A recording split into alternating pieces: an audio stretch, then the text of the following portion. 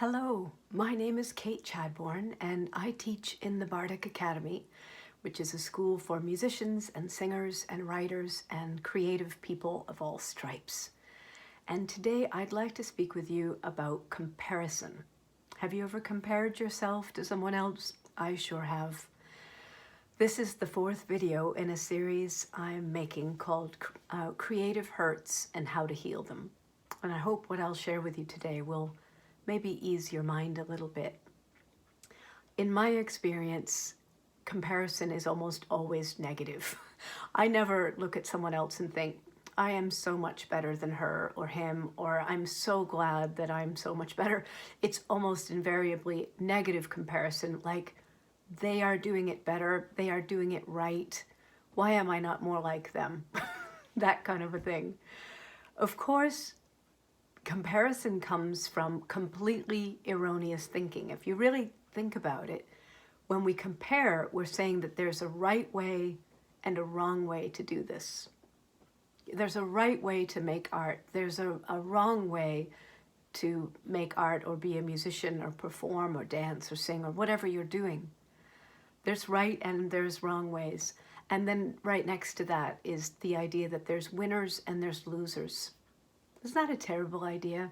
But really, when we compare, those are the two ideas that underlie the comparison. There's a right way, there's a wrong way, there's a winner, there's a loser. Awful. And of course, the truth is that none of that is the case. And really that you can only lose this game if you take yourself out of it. We're really playing a bigger game in terms of time. You know, just the one thing that we're doing right now is part of a much longer arc of things that we'll be doing through our whole artistic life. And also in terms of players, you know, that there are so many people on the board, as it were, playing together. So seeing them in this way is really the most limiting and inspiration killing way of seeing the other people that we're sharing the board with. So I'd love to offer up just 3 ideas that might be soothing and help us while we're in the grip of comparison. The first of them is to come home to ourselves. Come home to the beauty of what you're making or what you're sharing. Come home to the value of what it is that you're offering, to even just to the sheer pleasure of doing what you're doing. Come home to that. And I think a really easy way to think of that is, why did I begin sharing this to start with? Or what motivated me to choose this to share? So for instance, if you're singing a song and suddenly you think, oh, this is the wrong song to be singing, or they're singing the right song and I'm singing the wrong song, remember, what was it about that song that just grabbed you and you just knew it was a song you wanted to sing? And get behind that again. Come back to that again. Coming out of comparison is always coming out of outward focus and back into inward focus. What's going on inside me? What do I love about this? Why is this special and important? And then once you're sort of loyal to that again, you're back in the game. You're back sharing in a truthful way, a way that really honors the impulse that drove you to want to share this thing to start with at all. I think another help is to remember that art has never been about right and wrong. Think of all the centuries of art, right back to the cave paintings at Lascaux, right? I'm sure there was somebody who said, I don't like the way that you made that bison or whatever it was, that 4-legged creature. People have always had opinions about art, whether it was good or bad, but there's never been consensus, and it's never been about right and wrong. Instead, art has always been about individual expression. And that's why I bet in your record collection right now, in your music collection, you probably have some jazz, and you probably have some folk, and you probably have some classical and some opera. And again, it wasn't the opera people were doing it wrong and the jazz people were doing it right. It was always just about this particular moment of expression and what was in it for you as a listener, but also what was in it for you as a creator, as an artist. So coming away from the idea that there can be a right and a wrong, I think and just coming back to savoring your particular artistic expression as much as you're savoring everyone else's will help you. You know, when you look, I have this wonderful cat. He thinks he's the best cat that ever was, right? Every cat thinks it's the best cat that ever was.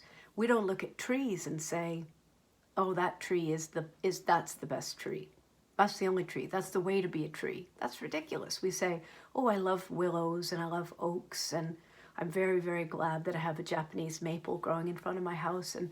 But I'm also really glad that I have a great big golden sugar maple, right? I don't want there to be one kind of tree. I also don't want there to be one kind of artist. And I see myself as one part of the flora and fauna of the artistic world. And that brings me to my final idea, and that is to see yourself as a member of a family. We are, right now, the artists on planet Earth at this time. This is our time. There were the artists in the 1850s, right? Now there are the artists in the 2020s. Amazing. And you're one of them, and I'm one of them. And so I so love to see the artists around me, young and old, every kind of artist, the painters and the poets and the singers and the dancers and the potters, everyone, all of us as a family. I'm not competing with my family. I'm appreciating them. I can learn from them. Sometimes there may be something that someone does well and I think, I'd like to do that better. I'm going to work on that. But that's very different than saying the shame that can be attached to saying they did it right and I did it wrong. You know, one time not so long ago, I was performing as part of a group, or there were several of us performers, and I looked at the other performers and I thought, they're doing it right. And they're interesting. That's the way it should be. And you know, as a result of that, I didn't give my best performance. I sunk myself in the performance by my thoughts. It wasn't maybe obvious to everyone, but I didn't have the best time. What would have been so much better would have been these three ideas.